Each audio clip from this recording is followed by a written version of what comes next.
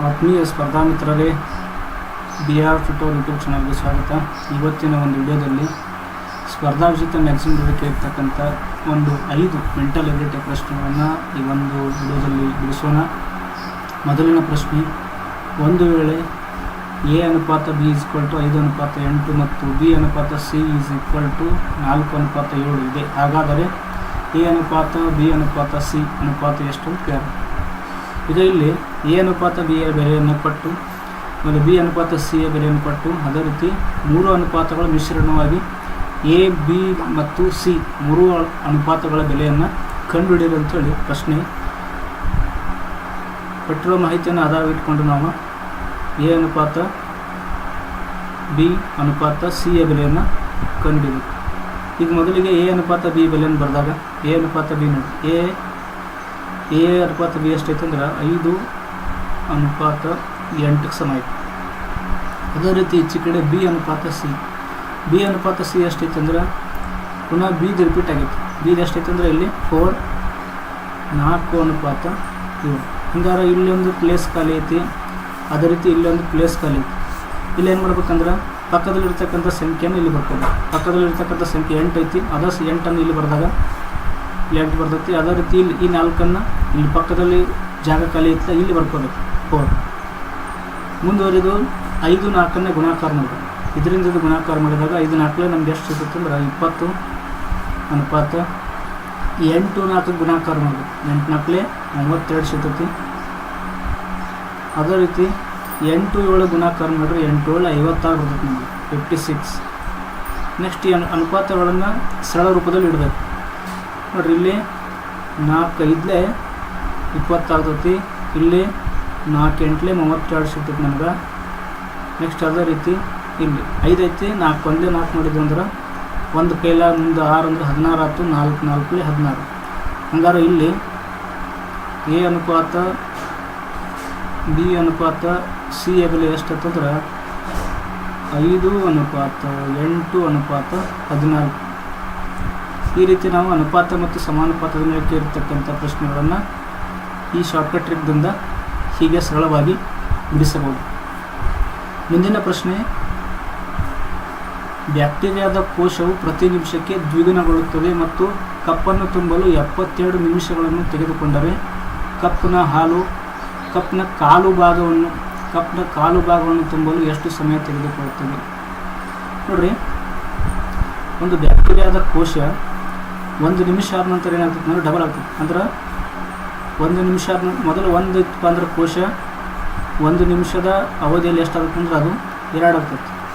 Next ಮತ್ತೊಂದು ನಿಮಿಷ ಆಯ್ತಂದ್ರೆ ಎಷ್ಟಾಗುತ್ತೆ ಅಂದ್ರೆ ಅದು 2 ಇದ್ದದ 4 ಕೋಶಗಳಾಗ್ತವೆ. ನೆಕ್ಸ್ಟ್ ಇದೇ ರೀತಿ 1 ನಿಮಿಷ ಆದ ನಂತರ ಮತ್ತು 4 ಇದ್ದಿದ್ದ ಕೋಶಗಳು ಎಷ್ಟಾಗಬೇಕಂದ್ರೆ 8 ಆಗುತ್ತೆ. ಈ ರೀತಿ ಆಗುತ್ತೆ. ಹಂಗಾರೆ ಇಲ್ಲಿ ನಮಗೀಗ ಐಡಿಯಾ ಗೊತ್ತಾಯ್ತು. ಆದ್ರೆ ಎಷ್ಟೋ ನಿಮಿಷ 72 ನಿಮಿಷ ಆದ ನಂತರ ತುಂಬೈತಂತೆ. 72 ನಿಮಿಷ ಆದ ನಂತರ ತುಂಬಿದಾಗ ನೋಡ್ರಿ, ಈಗ ಫುಲ್ ಆಗೈತೆ. ಅದು ಫುಲ್ ಆಗೋಕ್ಕೆ ಎಷ್ಟು ಬೇಕು? 72 ನಿಮಿಷ ಬೇಕು. ಅಂದ್ರೆ ಅದ್ರ ಹಿಂದಿನ ಒಂದು ನಿಮಿಷದಾಗ 71ನೇ ನಿಮಿಷದಾಗ ಏನಾಗಿರ್ಬೇಕದ ಅದ್ರ ಅರ್ಧ ಆಗಬೇಕು. ಅರ್ಧ ಆಗ್ಬೇಕಂದ್ರೆ ನೋಡ್ರಿ, ಫುಲ್ ಇದ್ದದ್ದು ಏನಾಗಬೇಕು 1/2 ಆಗ್ಬೇಕಂದ್ರೆ 1 ನಿಮಿಷ ಕಡಿಮೆ ಆಗಬೇಕು. ಅದೇ ರೀತಿ ನಮ್ಗೆ ಏನು ಬೇಕಾಗಿತ್ತು ಅಂದ್ರೆ ಕಾಲು ಭಾಗ ಬೇಕಾಗಿತ್ತು. ಅರ್ಧದಾಗಿಂದ ಗಿರ್ದ 1/4 ಅಂತ ಕರಿತೀವಿ. ಈ 1/2 ಇದ್ದದ ಅರ್ಧ ಆಯ್ತು. ಇದ್ರಾಗಿಂದ ಮತ್ತೆ ಅರ್ಧ ಆಗ್ಬೇಕಂದ್ರೆ ಅವೆಷ್ಟು ಆಗ್ತದೆ 1/4 ಆಗ್ಬೇಕು. ಅವಾಗ ಕೂಡ 1 ನಿಮಿಷ ಮೈನಸ್ ಆಗಬೇಕು. ಅವಾಗ ಕಾಲು ಭಾಗ ತುಂಬಲು ಎಷ್ಟು ಸಮಯ ಬೇಕಂತ ಕೇಳೋರು? 70 ನಿಮಿಷ. ನೋಡ್ರಿ, ಅಂದರೆ 70 ನಿಮಿಷಕ್ಕೆ 4ನೇ ಒಂದು ಭಾಗ ತುಂಬೈತಿ. ಅಂದ್ರೆ ಅದರ 1 ನಿಮಿಷಕ್ಕೆ ಮುಂದಿನ 1 ನಿಮಿಷಕ್ಕೆ ಏನಾಗ್ತೈತೆ ಅದ ನೋಡ್ರಿ, ಇಲ್ಲಿ ಚಿತ್ರ ನೋಡ್ರಿ, ಡಯಾಗ್ರಾಮ್. ಇದನ್ನು 4 ಭಾಗ ಮಾಡಿದೆ ಅಂತ ಅನ್ಕೋರಿ. ಇದೇನಾಗಬೇಕಂದ್ರೆ 70ನೇ ನಿಮಿಷಕ್ಕೆ ಈ ಒಂದು ಭಾಗ ತುಂಬಿರ್ತೈತಿ. ನೆಕ್ಸ್ಟ್ ಅದರ ಮುಂದಿನ 1 ನಿಮಿಷ ಅಂದರೆ 71 ನಿಮಿಷಕ್ಕೆ ಇದ್ರ ಡಬಲ್ ಆಗಬೇಕು. ಈ ಕಡೆ ಏನು ತುಂಬಿರ್ತೈತಲ್ಲ ಇಲ್ಲಿ ತುಂಬ್ಕೋಬೇಕು 71ನೇ ನಿಮಿಷಕ್ಕೆ. ನೆಕ್ಸ್ಟ್ ಅದೇ ರೀತಿ ಇದ್ರ ಮುಂದಿನ ನಿಮಿಷ 72 ನಿಮಿಷ ಅಂದಾಗ ಇದೇನು ತುಂಬಿರ್ತೈತಿಲ್ಲ ಇದು ಹೊಳ್ಳಿ ಈ ಕಡೆ ರಿಪೀಟ್ ಆಗಬೇಕು ಎಲ್ಲ, ಅಂದ್ರೆ ಫುಲ್ ತುಂಬತೈತಿ. ಅದೇ ರೀತಿ ನಾವು ಇದನ್ನು ರಿವರ್ಸ್ ಹೋಗ್ಬೇಕು. ರಿವರ್ಸ್ ಹೋದಾಗ 72 ನಿಮಿಷಕ್ಕೆ ಫುಲ್ ಇತ್ತಂದ್ರೆ 71 ನಿಮಿಷಕ್ಕೆ ಅರ್ಧ ಆಗಿರ್ತೈತಿ. ಆಮೇಲೆ ಮತ್ತೆ ಅದರ ಹಿಂದಿನ 1 ನಿಮಿಷ 70ನೇ ನಿಮಿಷಕ್ಕೆ ಏನಾಗಿರ್ತೈತೆ ಅಂದ್ರೆ ಅದನ್ನು ಕಾಲು ಭಾಗವನ್ನು ತುಂಬಿರ್ತದೆ. ಅದಕ್ಕೆ ಇಲ್ಲಿ ಸರಿಯಾದ ಆಯ್ಕೆಯ ಸರಿ ಉತ್ತರ ಯಾವುದಿತ್ತಂದ್ರೆ ಇಲ್ಲಿ 70 ನಿಮಿಷ. ನೆಕ್ಸ್ಟ್ ಮುಂದಿನ ಪ್ರಶ್ನೆ,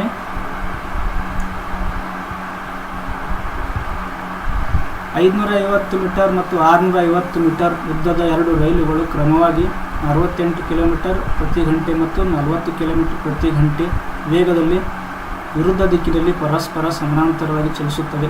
ಎಷ್ಟು ಸಮಯದಲ್ಲಿ ಪರಸ್ಪರ ಒಂದನ್ನೊಂದು ದಾಟುತ್ತವೆ? ಸೆಕೆಂಡ್ಗಳಲ್ಲಿ ಕಂಡಿದೆ. ನೋಡಿರಿ, 2 ರೈಲುಗಳು ಪರಸ್ಪರ ಯಾವ ರೀತಿ ಅಂದರೆ ವಿರುದ್ಧ ದಿಕ್ಕಿನಲ್ಲಿ ಚಲಿಸ್ತಿರ್ತಾವೆ. ವಿರುದ್ಧ ದಿಕ್ಕಿನಲ್ಲಿ ಚಲಿಸೋ ಹೊತ್ನಾಗ ನಾವು ದೂರ ಹಚ್ಕೊಟ್ಟು ಏನು ಮಾಡ್ಬೇಕಂದ್ರೆ ಇಲ್ಲಿ ರೈಲಿನ ಉದ್ದವನ್ನು ಕೂಡಿಸ್ಬೇಕು. ರೈಲಿನ ಉದ್ದ ಎಷ್ಟೈತೆ ಅಂದರೆ ಇಲ್ಲಿ 550 ಮೀಟ್ರ್ 1ನೇ ರೈಲಿನ ಉದ್ದ ಐತಿ. ನೆಕ್ಸ್ಟ್ ಅದೇ ರೀತಿ 2ನೇ ರೈಲಿನ ಉದ್ದ 650 ಮೀಟ್ರ್. ಎರಡು ಕೂಡಿಸಿದಾಗ ಎಷ್ಟಾಗುತ್ತೆ ಅಂದರೆ ಇದು 1200 ಮೀಟರ್ ದೂರ. 2 ರೈಲುಗಳು ಪರಸ್ಪರ ಒಂದನ್ನೊಂದು ದಾಟುವ ಹೊತ್ನಾಗ ದೂರ ಎಷ್ಟಾಗಿರ್ತದೆ ಅಂದರೆ 1200 ಮೀಟ್ರ್ ಆಗಿರ್ತೈತಿ. ನೆಕ್ಸ್ಟ್ ವೇಗ ಕೂಡ ಏನು ಮಾಡ್ಬೇಕಂದ್ರೆ ಇಲ್ಲಿ ವಿರುದ್ಧ ದಿಕ್ಕಿನಲ್ಲಿ ಪರಸ್ಪರ ಒಂದು ರೈಲು ಈ ರೀತಿ ಹೋಗುವಾಗ ಇನ್ನೊಂದು ರೈಲು ಅದರ ಕಡೆ ಬರುತ್ತೆ. ಆವಾಗ ಏನಾಗ್ತದೆ ಅಂದರೆ ವೇಗವನ್ನು 2 ವೇಗವನ್ನು ನಾವು ಕೂಡಿಸ್ಬೇಕು. ವಿರುದ್ಧ ದಿಕ್ಕಿನಲ್ಲಿ ಹೋಗೋ ಹೊತ್ತಿನಾಗ 2 ವೇಗಗಳನ್ನು ಪ್ಲಸ್ ಮಾಡ್ಕೋಬೇಕಾಗ್ತೈತಿ. ಆವಾಗ ನಾವು 2 ವೇಗವನ್ನು ಕೂಡಿಸ್ಕೊಂಡಾಗ ನೋಡಿರಿ, 1ನೇ ರೈಲಿನ ವೇಗ 68 ಕಿಲೋಮೀಟರ್ ಪ್ರತಿ ಗಂಟೆ, 2ನೇ ರೈಲಿನ ವೇಗ 40 ಕಿಲೋಮೀಟರ್ ಪ್ರತಿ ಗಂಟೆ. 2 ಕೂಡಿಸಿದಾಗ ಎಷ್ಟಾಗುತ್ತೆ ಅಂದರೆ ಇಲ್ಲಿ 108 ಆಗುತ್ತೆ. ಹಂಗಾರೆ ಇಲ್ಲಿ ಕಾಲ ಇಸ್ಕೊಲ್ಟು ದೂರ ಅಪಾನ್ ವೇಗ ಮಾಡ್ತೀವಿ ನಾವು. ಕಾಲ ಇಸ್ಕೊಲ್ಟು ದೂರ ಅಪಾನ್ ವೇಗ. ದೂರ ನಮ್ಗೆ ಎಷ್ಟೈತೆ ಅಂದರೆ 1200 ಮೀಟ್ರ್ ಐತೆ. 2 ರೈಲುಗಳ ಉದ್ದ. ಈಗಾಗಲೇ ವೇಗ ಎಷ್ಟೈತೆ ಅಂದರೆ 108 ಕಿಲೋಮೀಟರ್ ಪ್ರತಿ ಗಂಟೆ. ಬಟ್ ನಾವಿಲ್ಲಿ ಸೆಕೆಂಡ್ನ ಕ್ಯಾಲ್ಕುಲೇಷನ್ ಮಾಡಬೇಕಾಗೈತಿ. ಅಂದ್ರೆ ಕಿಲೋಮೀಟರ್ ಪರ್ ಅವರ್ ಇದ್ದದನ್ನು ಮೀಟರ್ ಪರ್ ಸೆಕೆಂಡ್ ಮಾಡಬೇಕಾದಾಗ ಏನು ಮಾಡ್ಬೇಕಂದ್ರೆ ವೇಗಕ್ಕೆ ನಾವು 5/18 ಗುಣಾಕಾರ ಮಾಡಬೇಕಾಗ್ತದೆ. 5/18 ಆವಾಗ 18 1 18 18 5 90 18 6 ಎಷ್ಟಾಗ್ತಂದ್ರೆ 108 ಆಗುತ್ತೆ. ನೆಕ್ಸ್ಟ್ ಇದು 1200 ಬಾಗಲೇ 6/5 ಅಂದರೆ ಇದು ಮುಂದುವರೆದು ಏನಾಗ್ತದೆ ಅಂದ್ರೆ 1200 ಬಾಗಲೇ 6 5 30 6 5 30 ಈ 0 ಕ್ಯಾನ್ಸಲ್ ಆಗಿ ಆಮೇಲೆ 120 ಬಾಗಲೇ 3 ಉಳಿತೈತಿ. 3 1 3 3 4 12 0 0 ಅಂದ್ರೆ ಕಾಲ ಎಷ್ಟು ಅಂದ್ರೆ ಇಲ್ಲಿ 40 ಸೆಕೆಂಡ್ ನೋಡಿ, 40 ಸೆಕೆಂಡ್ಸ್. ಪರಸ್ಪರ ರೈಲುಗಳು ಒಂದನ್ನೊಂದು ದಾಟಲು ಸೆಕೆಂಡ್ಗಳಲ್ಲಿ ಎಷ್ಟು ಸೆಕೆಂಡ್ ತೋತಂದ್ರೆ 40 ಸೆಕೆಂಡ್ನಷ್ಟು ಕಾಲಾವಕಾಶವನ್ನು ತೆಗೆದುಕೊಳ್ಳುತ್ತದೆ. ನೆಕ್ಸ್ಟ್ ಕ್ವಶನ್, ಎ ಒಂದು ಕೆಲಸವನ್ನು 12 ದಿನಗಳಲ್ಲಿ ಪೂರ್ಣಗೊಳಿಸಬಹುದು, ಬಿ ಅದೇ ಕೆಲಸವನ್ನು 36 ದಿನಗಳಲ್ಲಿ ಪೂರ್ಣಗೊಳಿಸುತ್ತಾರೆ. ಹಾಗಾದರೆ ಇಬ್ಬರು ಸೇರಿ ಈ ಒಂದು ಕೆಲಸ ಪೂರ್ಣಗೊಳಿಸಲು ಎಷ್ಟು ದಿನ ಬೇಕಂತ ಕೇಳಿ. ನೋಡಿರಿ, ಎ ಎಂಬ ವ್ಯಕ್ತಿ ಒಂದು ಕೆಲಸ ಮಾಡಲು ಎಷ್ಟು ದಿವಸ ಬೇಕಂದ್ರೆ 12 ದಿನ ಬೇಕು. ಅದೇ ರೀತಿ ಬಿ ಎಂಬ ವ್ಯಕ್ತಿ ಇದೇ ಕೆಲಸ ಮಾಡಲು ಎಷ್ಟು ದಿನ ಬೇಕಂದ್ರೆ 36 ದಿವಸ ಬೇಕು. ಹಂಗಾರೆ ಇಬ್ಬರು ಸೇರಿ ಮಾಡಬೇಕಂದಾಗ 12 ಮತ್ತು 36 ಲಸ ತೆಗಿಬೇಕು ನಾವು. 12 ಮತ್ತು 36